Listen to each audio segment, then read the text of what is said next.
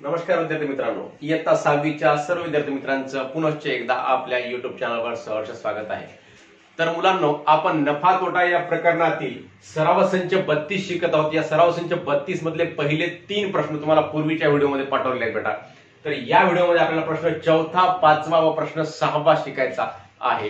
तर हे 3 प्रश्न शिकण्याच्या अगोदर आपणा सर्व विद्यार्थी मित्रांना पुनश्च एकदा विनंती आहे की आपण जर या चॅनलवर नवीन असाल तर सर्व विद्यार्थी मित्रांनी आपल्या चॅनलला सबस्क्राइब करावं व सबस्क्राइब करून त्याच्या बाजूला जे बेलचं बटन आहे त्यावर क्लिक करावं, जेणेकरून मी पाठवलेले प्रत्येक व्हिडिओ तुमच्यापर्यंत सर्वात अगोदर पोहोचतील व तुम्ही व मी मिळून या गणित विषयाचा चांगल्या प्रकारे अभ्यास करू शकू बेटा।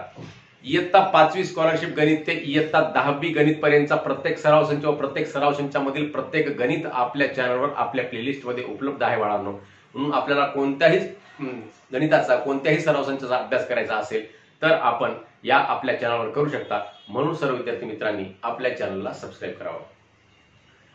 तर बेटा, 4था प्रश्न आहे, कुसुमताईंनी 700 रुपयांना एक कुकर याप्रमाणे 80 कुकर खरेदी केले। त्यासाठी वाहतूक खर्च 1280 रुपयाला।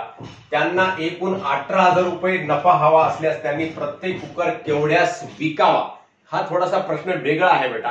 याच्यामध्ये आपल्याला अगोदर काय सांगितलंय, 700 रुपयांना एक कुकर याप्रमाणे 80 कुकर खरेदी केले। मग कुसुमताईंची एकूण खरेदी किंमत, मग काय करायचं, एकूण खरेदी किंमत, कुकरची खरेदी किंमत काढू अगोदर। कुकरची खरेदी किंमत 700 रुपयांना एक याप्रमाणे 80 कुकर। मग 700 गुणिले 80 केलं तर काय होते बेटा, तुम्हाला जसं सांगितलेलं आहे अजून एकदा सांगतो, जेव्हा दोन संख्यामध्ये गुणाकार असते आणि त्या दोन्ही संख्यामध्ये शून्य असतात तेव्हा शून्य गृहीत न धरता गुणाकार करून घ्यायचा। म्हणजे इथं 7 आणि 8च आहे, समजा 7 8 किती होतात, 56 होतात। मग या 7च्या पुढे किती शून्य आहेत बेटा, 2 शून्य आहेत आणि 8च्या पुढे किती शून्य आहे, 1 शून्य आहे। हे कायमस्वरूपी लक्षामध्ये ठेवा बेटा। 700 गुणिले 80, 7 8 56 केला आणि इथले 2 शून्य आणि इथला 1 शून्य, 1 2 3 शून्य जसं तसे पुढे लिहून टाकले आणि याचं उत्तर झालं 56,000 रुपये। अशा प्रकारे आपण केलेलं आहे। मग 700 वर लिहून खाली 80 लिहून याला गुणाकार करत बसायला खूप वेळ लागते। अशा प्रकारे तुम्हाला गुणाकार जमला पाहिजे, आपण शिकून घेतलं पाहिजे। त्यासाठी वाहतूक खर्च 1280 रुपये आला। कुकरची खरेदी किंमत 56,000 रुपये। वाहतूक खर्च बरोबर किती बेटा, वाहतूक खर्च बरोबर आहे 1280 रुपये। मग आता एकूण खरेदी किंमत किती झाली, आता आपल्याला एकूण खरेदी किंमत काढायची आहे। म्हणजे वाहतूक खर्च जो लागला तो सुद्धा खरेदी किमतीमध्ये मिळवावा लागेल, या दोघांची बेरीज करावी लागेल। बेरीज केल्यानंतर आपल्याला एकूण खरेदी किंमत प्राप्त होते बेटा। म्हणून एकूण खरेदी किंमत,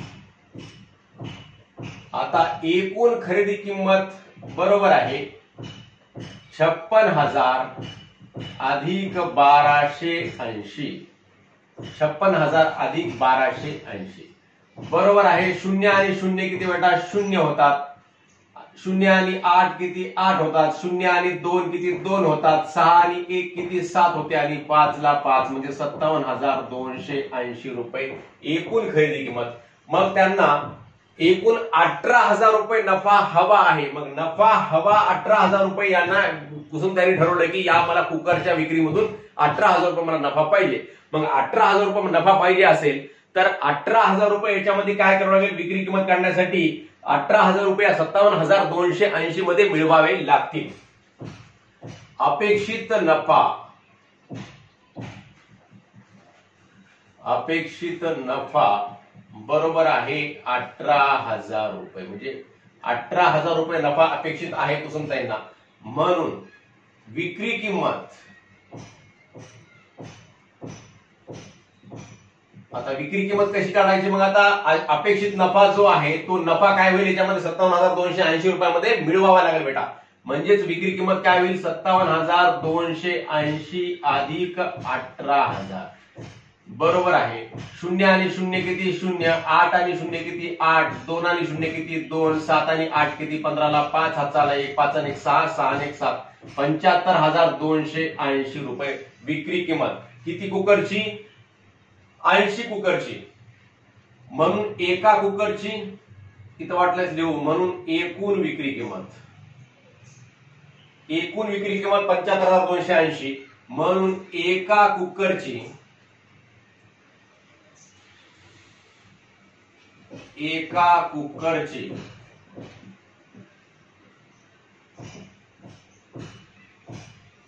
विक्री किंमत,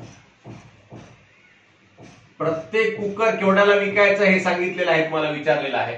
मग एका कुकरची विक्री किंमत बरोबर काय होईल, आता 75,280 भागिले 80 करावं लागेल. 75,280 भागिले 80 अशा प्रकारे भाग द्यायचा. उभा भागाकार करायला आपण शिकलं पाहिजे. 0 0 कटते बेटा. मग आता 8 ने या वरच्या संख्येला भागायचं. 8 एका 8, 8 9 72. 9चा भाग जातो. 75 मधून 72 गेले, किती उरले बेटा? 3 उरले, 32 झाले. मग 8 एक 8 8 16 8 24, 8 चौक 32 आणि शेवटी 8 आहे. 8 एक 8. मग एका कुकरची विक्री किंमत बरोबर किती? 941 रुपये. म्हणून कुसुमताईंना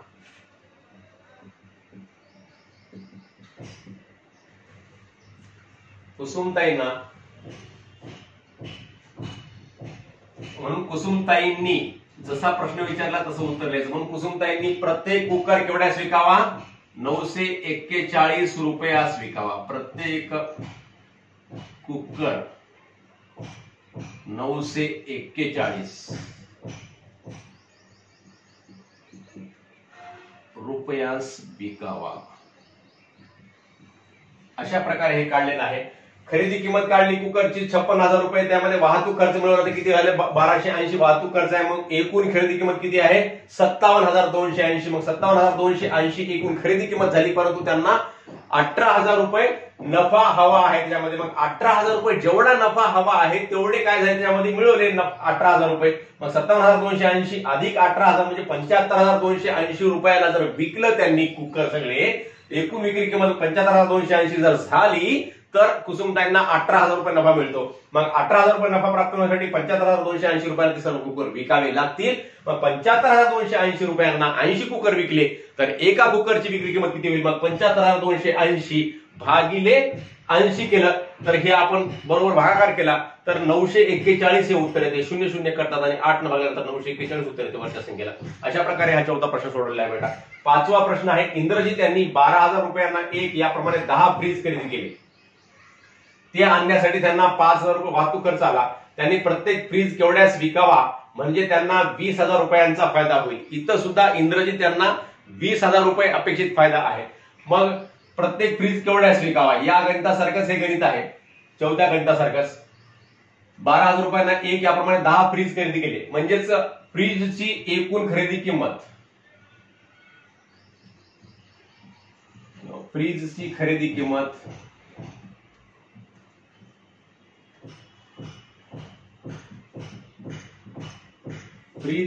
किंमत बरोबर 12,000 गुणिले 10 म्हणजेच या 12,000 एका फ्रीजची किंमत आहे आणि 10 फ्रीजची किती होईल? मग 12,000 गुणिले 10 बरोबर आहे 12 एक 12. तुम्हाला जसं सांगितलं पुढे किती शून्य आहेत बेटा? 3 शून्य आहेत आणि इथे किती शून्य आहे? 1 शून्य. एकूण झाले 4 शून्य. मग 4 शून्य पुढे लिहून टाकायचे. 1 2 3 4.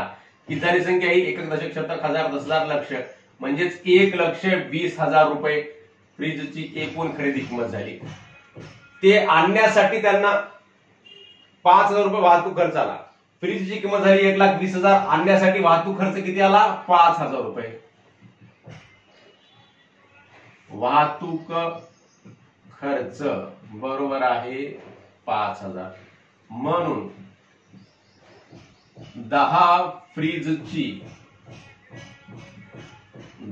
फ्रीजची एकूण खरेदी किंमत. आता एकूण खरेदी किंमत म्हणजे काय करावं लागतं बेटा? हे वाहतूक खर्च आणि फ्रीजची किंमत या दोघांची काय करायची? बेरीज करायची. बरोबर आहे 1,20,000 अधिक 5,000 बरोबर आहे 1,25,000 रुपये यांची बेरीज होते. 0 0 0 3 शून्य आणि चौथा शून्य आणि 5 5 झाले. 2ला 2 1ला 1 म्हणजेच 1,25,000. काय जास्त अवघड नाही बेरीज. मग आता 10 फ्रीजची खरेदी किंमत काढली आपण. आता इंद्रजीत यांना 20,000 रुपयांचा फायदा व्हायचा असेल मग अपेक्षित फायदा किती आहे 20,000. अपेक्षित फायदा लिहूयात या ठिकाणी. अपेक्षित फायदा म्हणजेच नफा, तोटा म्हणजेच नुकसान, हे लक्षामध्ये ठेवा बेटा. 20,000 रुपये अपेक्षित फायदा 20,000 रुपये आहे. म्हणून अपेक्षित विक्री किंमत किती? मग आता अपेक्षित फायदा असेल तर अपेक्षित विक्री किंमत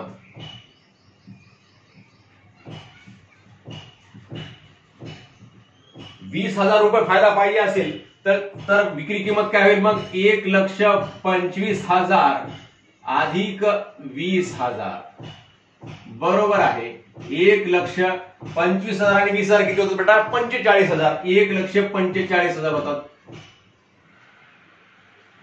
मग 1,45,000 रुपये त्यांना विकावे लागतील. फ्रीज किती? 10 फ्रीज. म्हणून अपेक्षित विक्री किंमत, किंवा मग असं लिहा वाटल्यास त्यांना 10 फ्रीजची विक्री किंमत, म्हणून 10 फ्रीजची विक्री किंमत, 10 फ्रीजची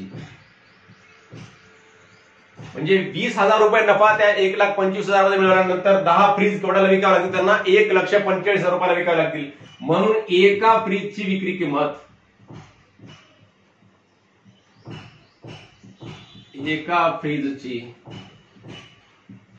विक्री किंमत. आता काय करावं लागेल बेटा? 1,45,000 ला किती न भागावं लागेल आपल्याला?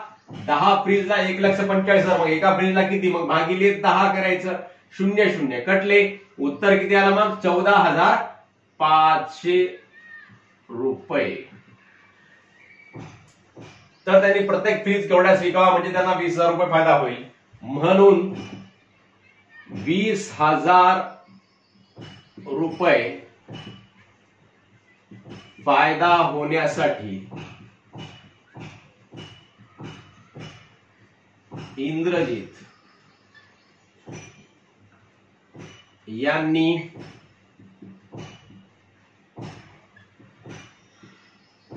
प्रत्येक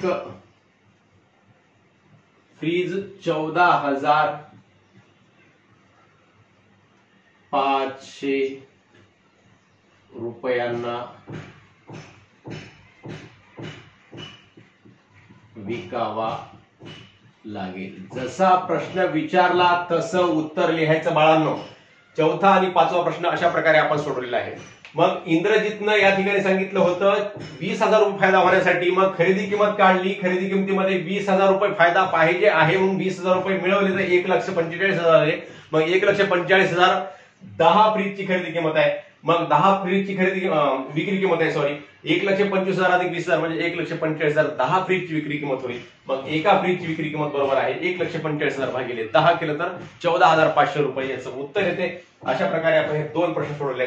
लगेच आपण पुढचा 6वा प्रश्न सोडवायचा. तर मुलांनो 6वा प्रश्न आहे. ललिताबाईंनी 13,700 रुपयांचे बियाणे शेतात पेरले. खते व औषध फवारणीसाठी 5,300 रुपये आणि मजुरीसाठी 7,160 रुपये खर्च आला. शेतातील धान्य विकून त्यांना 35,400 रुपये मिळाले. तर त्यांना धान्य विकून किती नफा किंवा तोटा झाला? ललिताबाईंना धान्य उत्पादनासाठी लागणारा खर्च अगोदर काढावा लागतो बेटा. लागणारा खर्च काय काय आहे? 13,700 रुपयांचं बियाणं आहे. खते व औषध फवारणीसाठी 5,300 रुपये आहेत आणि मजुरीसाठी 7,160 रुपये आहेत. मग या सर्वांची या ठिकाणी काय करावं लागणार आहे? बेरीज करावी लागणार आहे. मग आलेली बेरीज जी आहे ती काय होईल? एकूण खरेदी किंमत होईल. आणि मग ही एकूण खरेदी किंमत या विक्री किमतीमधून वजा करावी लागतील. म्हणजे एकूण खरेदी किंमत ही विक्री किमतीपेक्षा जर कमी असेल तर ललिताबाईंना काय होईल? नफा होईल. आणि एकूण खरेदी किंमत जर विक्री किमतीपेक्षा जास्त असेल तर ललिताबाईंना काय होईल? तोटा होईल बेटा. तर आपण या ठिकाणी ललिताबाईंचा एकूण खर्च काढूयात. ललिताबाईंना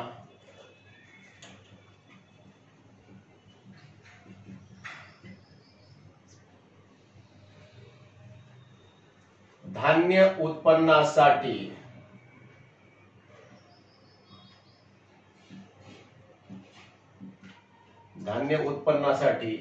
लागणारा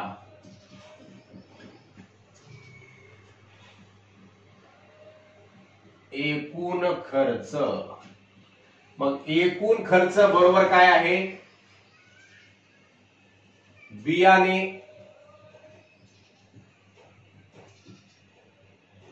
खरेदी, बियाणे खरेदी अधिक औषध फवारणी,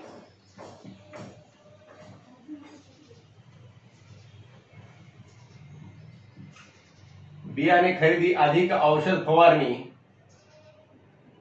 अधिक काय आहे पुन्हा मजुरी, ह्या सर्वांची आपल्याला या ठिकाणी काय करावं लागेल मुलांनो, बेरीज करावी लागेल बेटा। मग बियाणे खरेदी किती रुपयाचे आहे, 13,700 रुपयांचे बियाणे खरेदी आहे आणि औषध फवारणी कितीची आहे, 5,300 रुपयांची औषध फवारणी आहे बेटा आणि मजुरी किती आहे, 7,160 रुपये मजुरी आहे। मग हे सर्व खर्च एकूण किती झाला बेटा, या सगळ्यांची आपण काय करूया या ठिकाणी बेरीज करूयात। 0 0 0 आडवी बेरीज करायची, 0 0 0 किती होतात, 0 होते। मग 0 0 आणि 6 किती होतात, 6 होतात। 7 7 आणि 3 10, 10 आणि 1 किती बेटा 11, 11 ला 1 हातचा आला 1, 3 आणि 1 4, 4 आणि 5 किती 9, 9 आणि 7 किती 16 ला 6 हातचा आला 1, 1 आणि 1 2, 26,160 रुपये एकूण खर्च झाला ललिताबाईंचा धान्य उत्पन्नासाठी। मग ललिताबाईंचा खर्च 26,160 रुपये आहे आणि उत्पन्न किती आहे, ललिताबाईंची धान्य विक्री किंमत,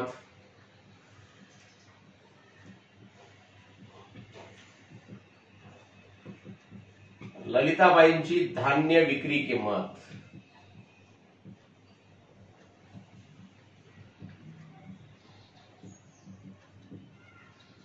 बरोबर किती सांगितले बेटा, 35,400 रुपये सांगितलेले आहे, 35,400। मग इथं विक्री किंमत कशी आहे, विक्री किंमत खरेदी किमतीपेक्षा किंवा विक्री किंमत ही झालेल्या एकूण खर्चापेक्षा कशी आहे, जास्त आहे। म्हणजे ललिताबाईंना या व्यवहारामध्ये काय झाला, नफा झालेला आहे। येथे विक्री किंमत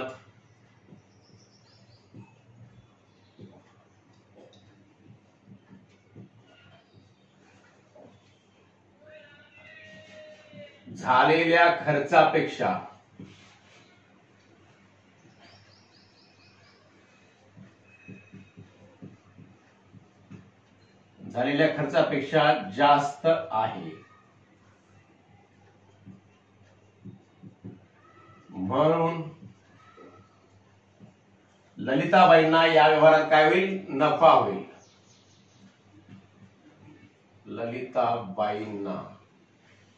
म्हणून ललिताबाईंना या व्यवहारात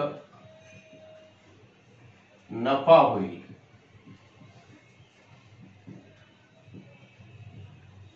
मग आता नफा किती होईल बेटा, नफाचं सूत्र लिहायचं आपण, नफा बरोबर विक्री किंमत वजा खरेदी किंमत, नफा बरोबर विक्री किंमत वजा खरेदी किंमत, हे सूत्र आहे नफ्याचं। आता या ठिकाणी खरेदी किंमत म्हणजेच काय, झालेला पूर्ण खर्च, म्हणजेच बियाणे खरेदी, औषध फवारणीची खरेदी आणि मजुरी, हे सर्व खरेदी किमतीमध्ये आलं बेटा। म्हणजे ही काय झाली, खरेदी किंमत झाली। म्हणजेच विक्री किंमत काय आहे या ठिकाणी, 35,400 रुपये विक्री किंमत आहे। मग या 35,400 रुपयामधून खरेदी किंमत म्हणजेच काय वजा करायचे, 26,160 रुपये वजा करायचे। मग किती राहतात बेटा या ठिकाणी, 0 मधून 0 गेले तर 0 राहिले, 0 मधून 6 जात नाही, 10 मधून 6 गेले 4 राहिले, इथं राहिले 3, 3 मधून 1 गेला 2, इथं किती आहेत आता 5 आहेत, 5 मधून 6 जात नाही म्हणजे इथले हातचा इथे घेतला 15, 15 मधून 6 गेले तर किती 9 आणि इथं राहिले 2, 2 मधून 2 गेले 0 म्हणजे 9,240 रुपये। म्हणून ललिताबाईंना 9,240 रुपये नफा झाला। म्हणून ललिताबाईंना 9,240 रुपये नफा झाला। तर अशा प्रकारे हे गणित सोडवलं बेटा, खूप सोपं गणित आहे। ललिताबाईंचा एकूण खर्च काढला, बियाण्याचा खर्च, औषध फवारणीचा खर्च आणि मजुरीचा खर्च, हा सर्व खर्च मिळून किती झाला होता, 26,160 रुपये खर्च झाला। आणि हा 26,160 रुपये खर्च विक्री किमतीमधून म्हणजे 35,400 रुपयाची विक्री किंमत आहे, त्या विक्री किमतीमधून 26,160 रुपये वजा केले, वजा केल्यानंतर 9,240 रुपये हा आपल्या या ठिकाणी ललिताबाईंचा एकूण नफा आपल्याला प्राप्त झालेला आहे। तर मुलांनो, अशा प्रकारे आपण सराव संच 32 मधले पूर्ण 6 गणिते या ठिकाणी पूर्ण केलेले आहेत। आता पुढील व्हिडिओमध्ये सराव संच 33 सह भेटूयात। तोपर्यंत सर्वांना नमस्कार, धन्यवाद।